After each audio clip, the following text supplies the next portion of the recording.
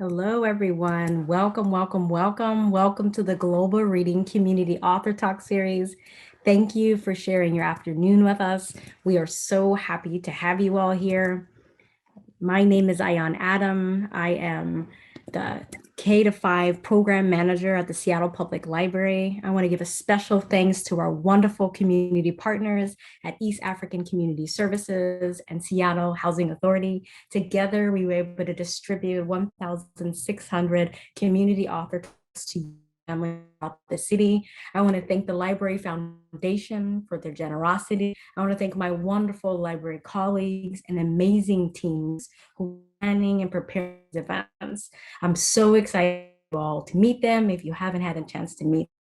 I also want to acknowledge that we are on the indigenous land, specifically the land of Salish and Duwamish people.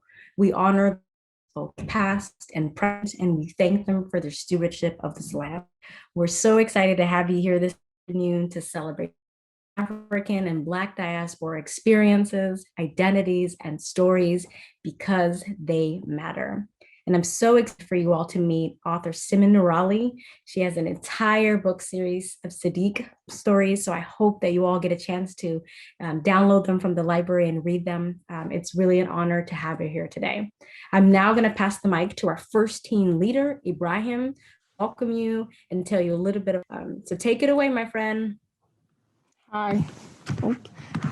Hello, my name is Ibrahima. We are so happy that you are here with us this afternoon. We'll be hearing from Siman Nuurali, the author of Sadiq series. You will have the opportunity to learn more about her book, her journey as an author, and ask questions during our Q&A sessions. You can submit your question anytime throughout the program. We look forward to reading them. Now we want to hear from you. Fartun will take it away and engage you in a poll. Thanks so much for being here. We're going to have fun. Hi, my name is Fortuna. We are so happy to have you all here tonight. And we want to hear from you. We are going to give you 2 minutes to tell us a little bit about where you're from and how you're feeling right now. When you are doing the poll, please remember to scroll all the way down to see all the questions in the poll. Once you complete each question, then you'll be able to submit your answers at the end. Okay, here we go. You have 2 minutes to fill out the questions. Okay, so what I noticed is that a lot of you guys are intrigued and excited. So am I. And you guys are looking forward to hearing the authors talk and asking questions. Okay, so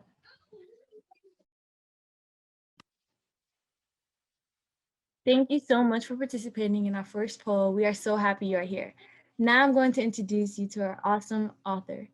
Siman Nuurali grew up in Kenya. She now lives in Minnesota. Siman and her family are Somali, just like Sadiq and his family.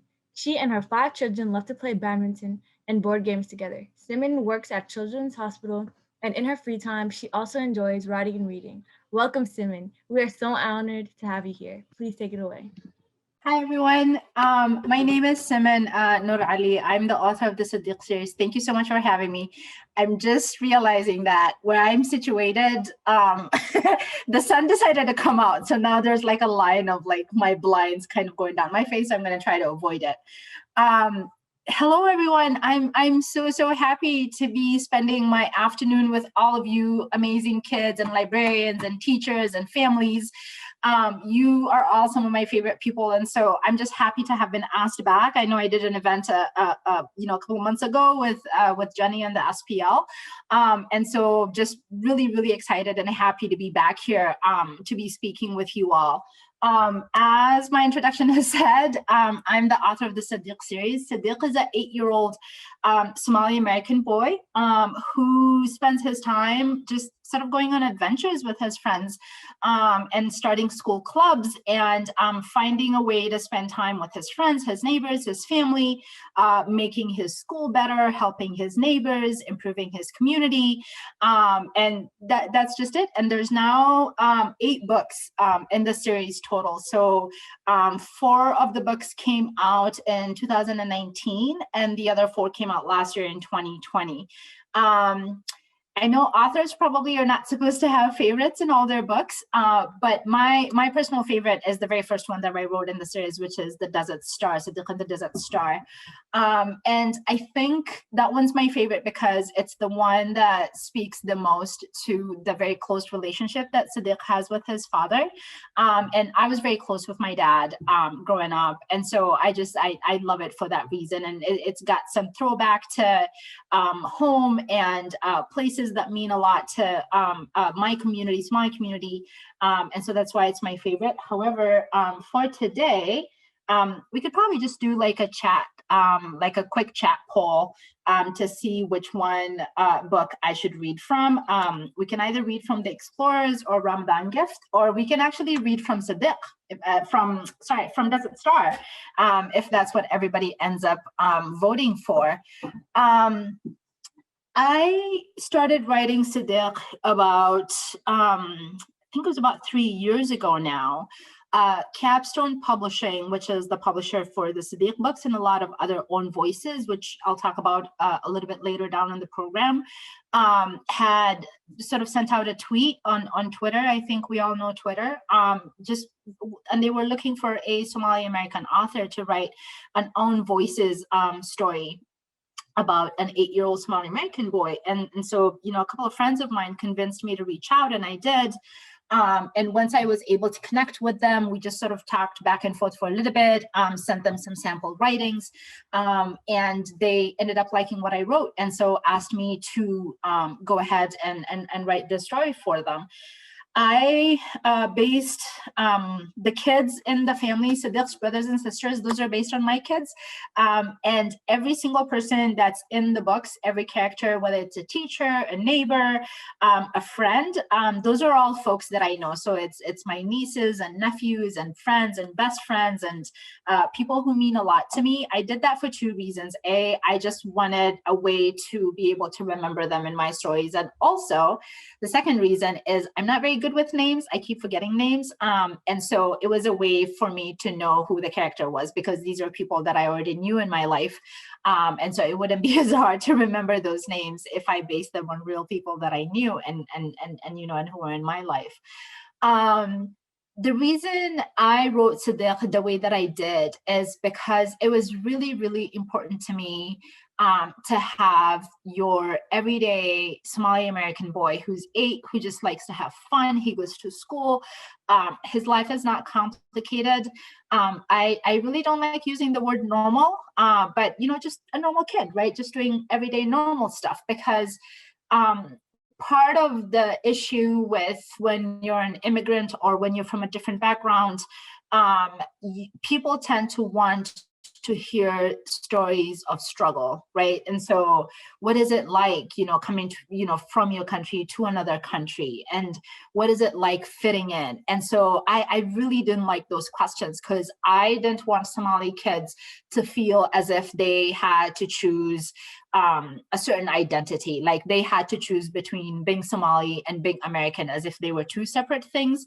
I wanted them to know it was the same thing. It was just all in one person. As long as this person was a good person and was a kind person who had family that loved them and had friends and neighbors and just lived a very normal life, there was no reason to, be Somali in the house, and then when they left the house to somehow change identities and become something else. So that was really, really, really important to me. And that's why I made that to be as seamless as possible. And so you will see that, when you read the Sadiq books, you'll see that he'll, the life that he has at home is the same life that he has at school, is the same life he has when he's playing sports. He's bilingual, like a lot of, Somali people are. And so sometimes he'll speak Somali or use Somali words. So will his parents and his family.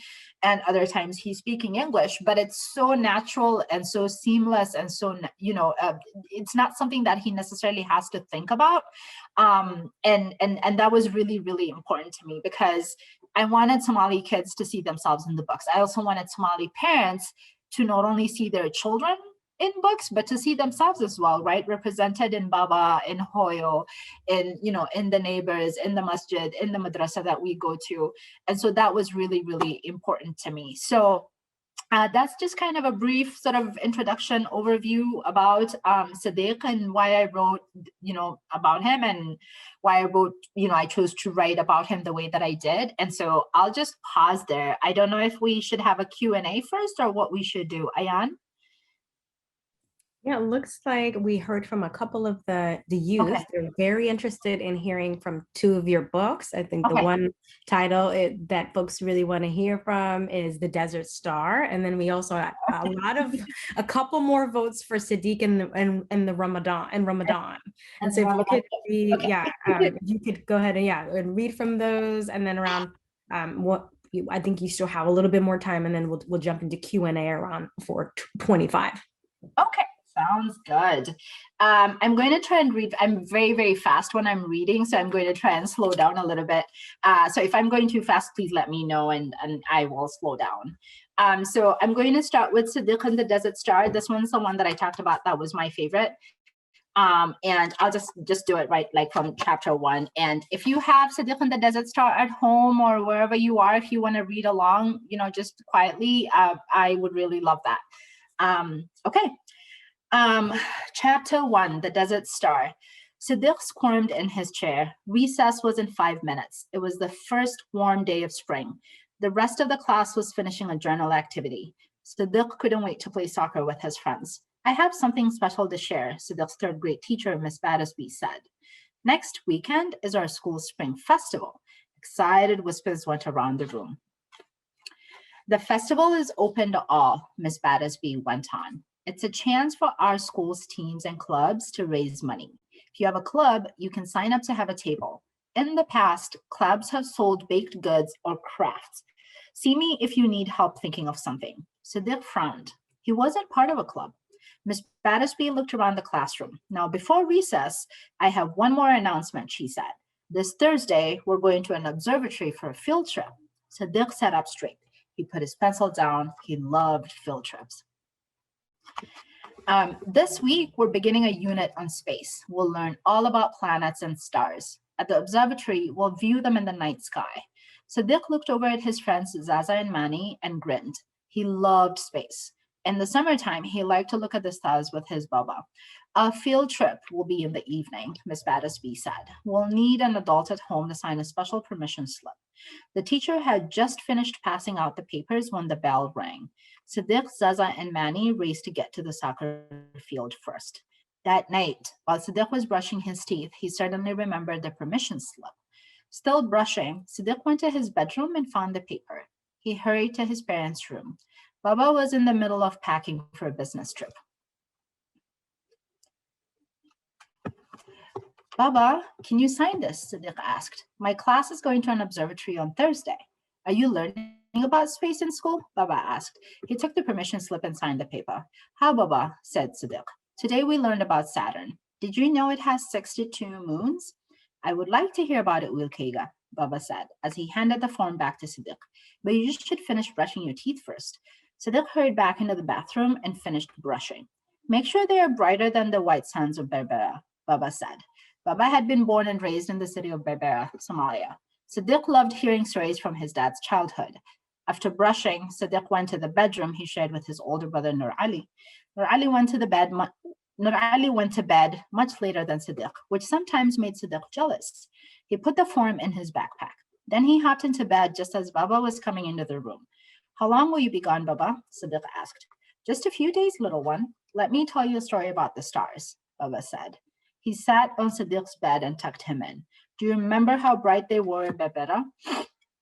Sadiq nodded. He loved visiting Berbera, but he had only been twice because it was so far away. They were bright, like the streetlights, Sadiq said. Baba laughed. Brighter than even your t-shirt. He poked Sadiq's shoulder, then he said, but there's one star that was brighter than the rest. It is a star your Awowe calls the Desert Star. What's the Desert Star? Sadiq asked. Baba said, when I was a boy, your Awowe would travel in his camel caravan through the desert. He sold bales of cloth and bought goods for our family. Whenever my Baba left, I was sad. But as long as I could see the Desert Star, I knew he'd return safely. Where is the Desert Star? Sadiq asked. Can you show it to me? Baba shook his head. We can't see it in the city because of all the light here. It's part of a cluster of 5 stars. The stars are in the shape of an arrow. The desert star is the largest and brightest star. It is at the very tip of the arrow. Next time we're in Berbera, we'll look for it, Baba said, smiling. I can't wait, Sadiq said. Now you need to get some sleep, and so do I, Baba said. My plane leaves early in the morning. Sleep well, Sadiq. Sadiq took off his glasses and closed his eyes. He counted shooting stars until he fell into a deep sleep. Okay, that's the first chapter of Sadiq and the Desert Star. I will just go ahead and get started on and just do the next one, and that way we can go to the Q&A in a little bit. And so if you have it, you can read along if you'd like, otherwise you can just listen. Chapter 1, Ramadan is here. It was a warm Sunday afternoon in April. Sadiq, Zaza, and Manny were about to leave Duxie. Does everyone remember when Ramadan starts this week? Asked their teacher, Mr. Qasim. Not until the new moon, said Sadiq. Baba says we have to wait to see it in the sky. He says it is just a sliver when we first see it. Yes, Sadiq, that is correct, replied Mr. Qasim, smiling. Why do we wait until the moon comes out? Because the Islamic calendar follows the moon, said Manny. My Baba calls it a lunar calendar, Zaza said. You're all correct, boys, said Mr. Qasim. I also want to talk about sadaqah. What does that mean, Marvin? Asked Manny. The meaning of sadaqah is charity. We try to help people in need, said Mr. Qasim. This year, our masjid will raise money for a Duxie. The kids at Al-Iqra school in Somalia need one. Where do they study now? Asked Zaza. They have a classroom. It's just very old and needs repairs, replied Mr. Qasim. It would be nice to help raise money. The money would help them fix it. How can we do that? Asked Manny. You know, sometimes people host iftars to raise money. Iftars are meals where Muslims break their fast, said Mr. Qasim. My Hoya hosted an iftar last year, said Sadiq. All our neighbors came and broke the fast with us at sundown. It was fun. Wonderful, Sadiq, said Mr. Qasim. Another idea to help Al-Iqra might be hosting a bake sale to raise money. Or you could run a school supply drive for the students. What if we don't raise enough money? Asked Zaza. Even small donations will help, Mr. Qasim said. I hope you all can get involved in some way with this effort. Zaza, Mani, and I could host an iftar, Sadiq thought. I bet it would raise a lot of money. Charity and giving is an important part of Ramadan. So is fasting. Can anyone tell me why people fast during Ramadan? Asked Mr. Qasim. Sadiq raised his hand. Yes, Sadiq, said Mr. Qasim. My Baba says it's to become better Muslims, said Sadiq. Fasting helps us think about other people. They may not have food like we do. Manny jumped up. The money, oh, I think I might have skipped a page. Yes, sorry. That's correct, Sadiq, Mr. Qasim said. Fasting from sunrise to sunset teaches us what it might be like for others who struggle to get enough food. I'm going to fast this year, said Zaza. My Hoya said I could try it on the weekends. That's great, Zaza, Mr. Qasim said, smiling. Some of you may try to fast during Ramadan, like Zaza. Remember, it's important to talk to your parents about it first. The kids nodded as they listened to Mr. Qasim. Okay, time to go home, children, Mr. Qasim said. Salam. Salam, said Mr. Qasim. Salam, Mr. Qasim, Sadiq, Zaza, and Mani called out together. That night, Sadiq talked to his parents about his idea for the iftar. Next day, he invited Zaza and Mani over after school. They all flopped on the floor of Sadiq's room. I thought about what Mr. Qasim said yesterday, said Sadiq. What do you think about hosting an iftar? We could ask people to donate money for the meal. Then we could give the money to Al-Iqra. I like that idea. Let's make it a club. I bet we can find some others to join us, Zaza said. Manny jumped up. The Moneymakers Club, he shouted. Good idea, Manny, said Sadiq, laughing. Okay, where should we do it? Asked Zaza. I asked Hoyo if we could do it here, said Sadiq. She doesn't think we will have enough space. She said we might be able to have it at the masjid. Cool, said Manny. Hoyo spoke to the imam already, Sadiq said. She asked if we could use it the first Saturday of Ramadan for a fundraiser. He said we could. Great. What should we do about food? Asked Manny. We will need help cooking, said Zaza. Should we ask our parents? Or we could ask people to bring a dish, said Manny. That way, everyone can share their food. That's a great idea, said Sadiq. Let's design a flyer. We can put that on there. You should do the artwork, said Manny. I like your drawings in art class. You do? Asked Sadiq, smiling. Manny nodded. Can you draw a new moon and some stars around the border? Yes, but only if you help me, said Sadiq. He took out his drawing kit from under the bed. The boys worked on their flyer until they had a design they were proud of. Then it was time for Mani and Zaza to go home. They decided to meet the next day to continue planning. I hope we can get some more friends to join our club by then, thought Sadiq. He planned to invite some friends tomorrow at school. That does it for Ramadan gift. Hi. Thank you for sharing more about your book and about your journey, Siman. We are so grateful to have you here, and we are grateful for your books because representation matters. We are now going to transition to questions and answers from our wonderful audience. Now is your chance to submit questions if you haven't done already in the Q&A. We are going to try our best to get through all of the questions if possible. Okay, so the first question is from Amina. And Amina was asking what inspired you to write about Sadiq. I originally hadn't thought about it until Capstone had reached out. But I think what sold me on it was I hadn't really encountered, I don't think I imagine they exist, I just haven't seen them. And I had not seen a book where the main character and the surrounding characters, the supporting characters, were all Somali. And that is what appealed to me the most. I wanted Somali kids. I have kids. My kids are Somali. I have 5 kids. I have a boy and 4 girls. And I wanted them to know that they were present and they could see themselves and they could be seen by other people in books, because books tend to not represent people of color a lot. And when they do, it's not always very positive. And so that's primarily why I did it. I just wanted Somali kids to be able to see themselves in books that are published and that they could find in libraries, in schools, in bookstores. And so that's primarily why I did it. Thank you so much. That was such a great question, Mina. And thank you, Siman, for that, because I feel like that is like really true. I have read a lot of books where it's always like, you know, there's this person of color, doesn't matter like what race, it's just a person of color, and that person is always like, you know, hurt or has some type of like so like terrible background. It's never like, yeah, well, I was this rich person and I grew up in whatever. So I really appreciate you writing about it. You're right. You're absolutely right. And when we're present in books, we're supporting characters, but we've always got a quirk going on. So it's like if it's a Black girl, she's sassy and you know, and she's there to make people laugh.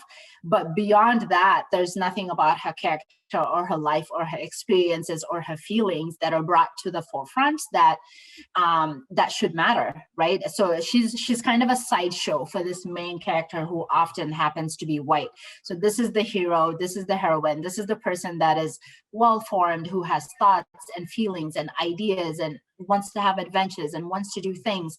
And the Black girl is just sort of the sideshow that's supporting this main act. And I just really, and same thing with Black boys, right? They're there to like crack jokes or you know, they just were not fully formed characters, and I didn't like seeing that. And so yeah, that's such a thoughtful question and a thoughtful response from you as well. Thank you.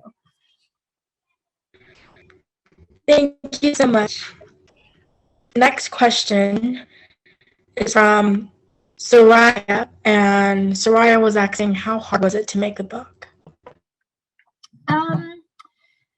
Pretty hard in terms of the time that it needs. I don't write for, so there's people who write for a living, like that's their career, that's their day job. And it's still a lot of work, even when it's the only thing that you're doing. But I have a full-time job. I work in a hospital. I've got kids. And so whatever time I had to write was very, very limited. And often it would be late at night when everyone's gone to bed, the house is clean, we've put away everything. And I would have to dedicate a number of hours to do that writing. And so it can be really hard, regardless of if you have challenges or don't have challenges. It can be really hard because even when you have, you know, an endless amount of time, which nobody does, but if you did, you would still need to have, you know, sort of sit down and come up with the story and come up with the words and be able to like put them on a page and make sure that it makes sense and make sure that it has rhythm and it flows. And so it's really difficult for me anyway. I think some other people find it easy, but for me it's difficult. These are amazing questions. I love them.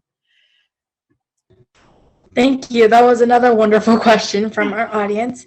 And I do feel like that can be really helpful for, all of the moms, like single moms or just moms out there that, really want to write. Um, that you could be like kind of like the hero because it kind of shows like, you can do this Yeah. with no matter how many kids you have. So thank Yeah. you. Absolutely. Yeah. Absolutely. Um, okay, so the next question is from Lowell, I think. I'm sorry if I said that right. Um, Lowell was asking, what's your favorite part in the desert book? I think I always read that first chapter because and that's my favorite. Again, like I said, I think it's because of the relationship between Sadiq and his dad. And they get to have this really close moment without anyone else, right? Without the rest of the family, and it's right before bedtime. So Baba is the last person that Sadiq sees, which I think is really special. And there's a childhood memory in there, not just for Sadiq, but for Sadiq's dad, who then remembers when he was a kid, and his dad, would have to go away on business trips. And so that connection, I think, is just really special. And so that's my favorite part of that particular book. Well, thank you very much. Yeah, I feel like that is very powerful to other students to see that, that, your dad is there for you or whoever your parent is there for you, stuff. So really appreciate that. Yeah. Another question was asking, did like any authors inspire you to write this book? Yes, I'm a big reader. That's I obviously don't have a whole lot of time for anything else, and so when I do have time, that's what I spend my time doing is reading. And like it's such a cliche, but like ever since I was a child, that was like my main thing. It's what I spent all of my time doing. And so I have a lot of authors that whose books I really love, and they write for adults and they write for kids. Probably my biggest is J.R.R. Tolkien. The Lord of the Rings trilogy, I think, was one of those sort of defining moments for me as a kid. I feel like while no work of art is perfect, I think that trilogy is as close as it comes to it, because I think it has I know people think it's about the fighting and the adventure and the ring and all these things, but I think it's more about what it says about human beings and our relationships to each other, and what is friendship, what does friendship mean, and what does fear mean, and what's courage, and what's loyalty, and why are those things so important, and at the end of it all, what are the choices that we make? When we're faced with a certain something, what is the choice that we make as a person, right? Do we think of ourselves? Do we think of others? And so that has always just stood out to me. And so I think if I had to choose, there's too many to name, but if I had to choose, I think it would be Tolkien.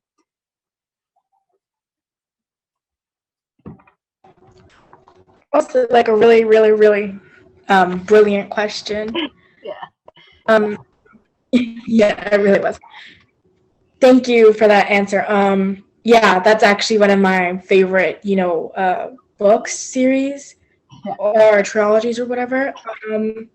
I also realized what you were talking about because I had to write like a paper about the books. And yeah, I really I can really see that in the books. Yeah. I'm sure it's a brilliant paper that you wrote. I'm sure you got an A on it. Yeah.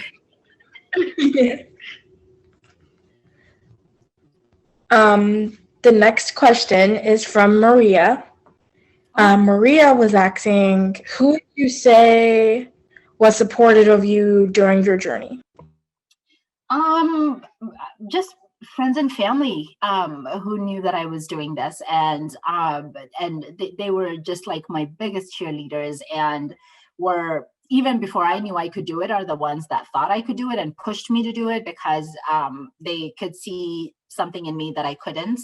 And that happens a lot. I think sometimes we get so frozen in our fear of doing something. We're like, oh, I don't have that talent. But then other people who love you can see it for you. And so if you have someone that can see it for you, and can push you towards it until you can see it for yourself, I think that is really important. So I would just say my family and my friends, and that's who were my biggest support and continue to be my biggest support. They cheer the loudest when the books get published and come out. They tell everyone about it. They buy the books and and give them out as presents. They like tweet about it. They put it on Instagram. And so I mean, what else could you ask for, right? As a writer, is to have so many people who just absolutely believe in you for no other reason than they love you and they think you can do it. So I would say that. Thank you. Thank you. I think that's really, powerful to people and well everywhere, because family is kind of like your biggest cheerleader, or your kids or mom. Yeah. The next question is asking, what was it like to become a published author? Like, how are you feeling? I'm not gonna pretty surreal. I have to tell you, when I first started writing, so I wrote all 4 books. So I write each series all at once. And it just kind of goes back and forth with editing, and then it has to go to the illustrator, and the illustrator does his thing, and they kind of check in with me just to see if the drawings are accurate and if there's something that we want to change. And I remember finishing that first series and sending it off. And even though I had the manuscripts in my computer, I was there when I wrote it. I knew that I wrote them. I still kind of didn't believe it. I felt like, no, it's not going to publish, right? Nothing's going to happen. And I think it took, like getting like the hard copy in my hand and like finally looking and seeing like my name on the bottom and just being like, oh, okay, I guess I'm a published author now. And then it kind of started to sink in. But then they reached out and wanted to do a second series. And I was like, come on now, that's not real. This was like a one-time deal. It was like a lucky shot in the dark. There's no way you want a second series. And then wrote the second series. And so it just continues to feel surreal. It absolutely does not. And so I'm kind of waiting for it to sink in that I'm actually just out there, with my name on books and published. And I haven't gotten used to that feeling yet, but I'll let you know when I do. So, but that's an awesome question. Thank you. Yeah, thank you. That was like a very brilliant question. Yeah, I feel like I would probably really be like surprised too. And to the people out there, I did want you to let you know that you can be anything that you want to be. Just try, and you have beautiful things coming to you. An example would be from Siman. Yeah. And I want to tell you, Jafia, it's that's something that you that's really important about what you said is everybody owns their story, right? You get to tell your story however you want to tell your story, whatever is important to you, whatever is valid to you, whatever feels true to you. That's the thing that you write about. That's the thing that becomes central to your story. It's not super important what someone else determines, right? And that has always been my approach about what I write and what I read as well. So when people read books, often you will read a book and you'll think about it a certain way, and then you'll maybe talk about it with your friend or just somebody in a book club or something, and they'll be like, what? No, really? Is that what you thought about it? That's not what I thought. I thought something completely different. And that's the whole point of stories, right? Is they resonate differently with every person. And that's because we're all sort of colored by our backgrounds and our experiences and the realities of our lives. And so different things will mean different, scenarios to different people. And that's actually okay. We don't all need to agree. We don't all need to like think about a story in a very specific way, and that's really where the magic of storytelling lies. It's this unique experience for everybody. And so I want to encourage you, if you or anyone else actually in this group, anywhere else, is thinking about writing, is thinking about, well, nobody wants to hear my story, don't worry about that. Your story is your own, regardless of if somebody wants to hear it. It belongs to you. It's distinctly yours, and you get to talk about it in the way that makes the best sense to you. And anybody else then would be fortunate to hear what that story is. You don't need to change it. You don't need to adjust it so that it can sort of fit in some kind of mold that you've been told it needs to fit in. So I would just encourage you to be unafraid in your storytelling and in what you think you should write about.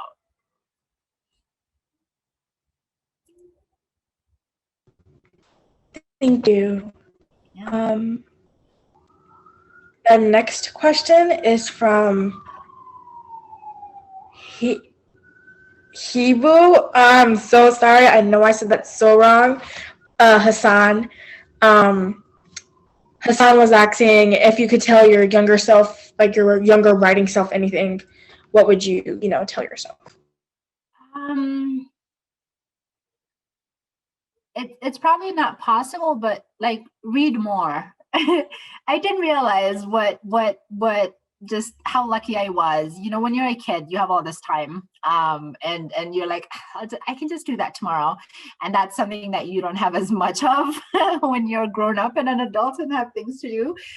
So I think I would tell my younger self to read more, and to I'd probably also tell to be easier on myself. I was a very sort of straight-laced kid that it was really important to me to follow rules and never step out of line and never color outside of the lines. And but books was where I went to escape. And so I would probably tell myself to just go a little bit easier on myself. But all in all, I think I'm kind of happy with the way I turned out. So I think it all worked out in the end.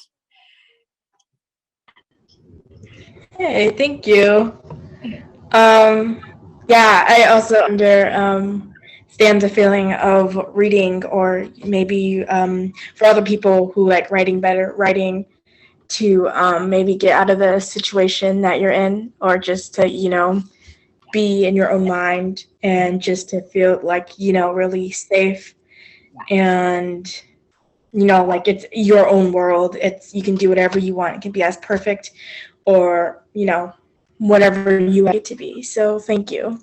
Yeah, and that's exactly what reading did for me, right? I was kind of a loner. I didn't really make friends. It wasn't really easy for me, and so that's what I did. I would escape into books, into the world of books, and go on my adventures and just get lost in it. And it was this world where I didn't have to be myself. I didn't have to have the same things I was afraid of in the real world. I didn't have to follow rules. When I was reading a book, I could just disappear into it. And so it was a very safe and comforting sort of space for me. And I was very, very lucky and fortunate to have it. And even now, as a grown up, every time I'm reading a book, that feeling of safeness and comfort is very familiar every single time. And so I'm still grateful for that.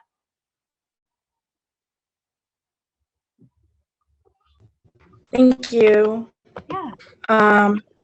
So I think this will be the last question. This will be from Hassan. Hassan was asking, what advice do you have for writers? Literally just write. I'm not a very disciplined writer, so writers have different ways of doing things, and I don't know that there's necessarily a right one.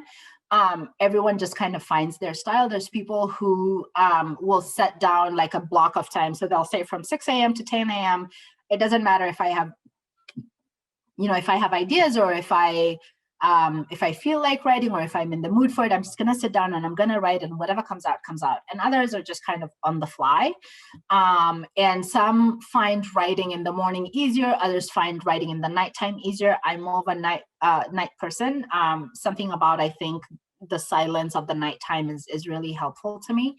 And so, but the one thing I would encourage you to do is, it doesn't really matter what you write, just write it down, right? So something, which we've got phones now and smartphones and recorders and all kinds of things. And so if something occurs to you, you're at a bus stop, you're in class, you're walking home, you're at home cooking, and you get an idea or a sentence, even if it's just a sentence, if it says, Jafia walked down the street to the cafe, it doesn't matter, just write it down. And at some point, all that collection of writing will turn into a story. You can make it turn into a story because you can get a paragraph from here. Oh, you're like, oh, I really like this scene with this character in it.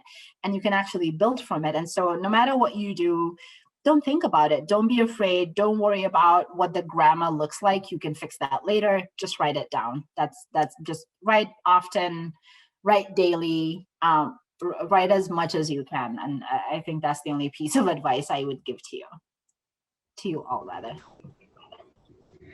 Thank you. That was like a wonderful question. And yeah, I do specifically think that it can help because, a lot of people have ideas in their mind.